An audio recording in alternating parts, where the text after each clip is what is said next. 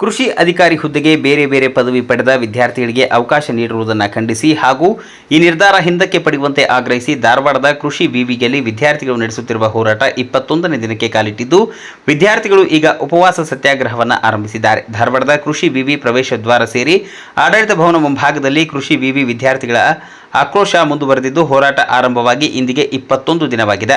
ಆರಂಭದಲ್ಲಿ ಪ್ರತಿಭಟನಾ ಧರಣಿಗೆ ಸೀಮಿತವಾಗಿದ್ದ ವಿದ್ಯಾರ್ಥಿಗಳು ಈಗ ಉಪವಾಸ ಸತ್ಯಾಗ್ರಹವನ್ನು ಕೈಗೊಂಡಿದ್ದಾರೆ. ರಾಜ್ಯ ಸರ್ಕಾರದ ವಿರುದ್ಧ ಹಾಗೂ ಕೃಷಿ ಇಲಾಖೆ ಅಧಿಕಾರಿಗಳ ವಿರುದ್ಧ ವಿದ್ಯಾರ್ಥಿಗಳು ಧಿಕ್ಕಾರ ಕೂಗಿ ತಮ್ಮ ಆಕ್ರೋಶವನ್ನು ಹೊರಹಾಕಿದ್ದಾರೆ.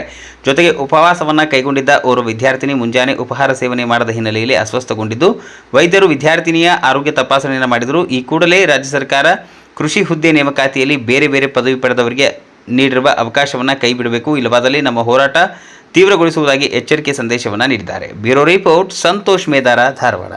ಇದ್ದಾಗ ಒಂದು 2 ಅವರ್ಸ್ ಸಾಂಕೇತಿಕವಾಗಿ ನೀವು ಎಲ್ಲ ಗೇಟ್ಗಳನ್ನು ಕ್ಲೋಸ್ ಮಾಡಿಬಿಟ್ಟು ಯಾವುದೇ ಅಧಿಕಾರಿ ವರ್ಗದವರಿಗೆ ಬಿಟ್ಟಿರಲಿಲ್ಲ. ಈ ದಿನ ನಾವು ಸಹ ನಿಮಗೆ ಕೇಳ್ಕೊಂಡ್ವಿ, ನಾವು ಸಹ ಒಂದು ಚರ್ಚೆ ಮಾಡಬೇಕು, ಎಲ್ಲ ಆಡಳಿತ ವರ್ಗದವರು ಸಹ ಅದೇ ರೀತಿಯಲ್ಲಿ ನಾವು ಸೆಕ್ರೆಟರಿಗೆ ಲೆಟರ್ ಕಳಿಸ್ಲಿಕ್ಕೆ ರೆಡಿ ಮಾಡಬೇಕು ಅಂತ ನಾವು ಮಾತಾಡಿದ್ವಿ.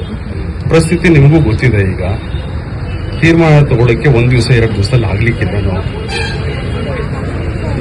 ಈಗ ಅದು ನಮ್ಮ ಹತ್ರ ಬರುವಂತ ಚರ್ಚೆ ಇಲ್ಲ.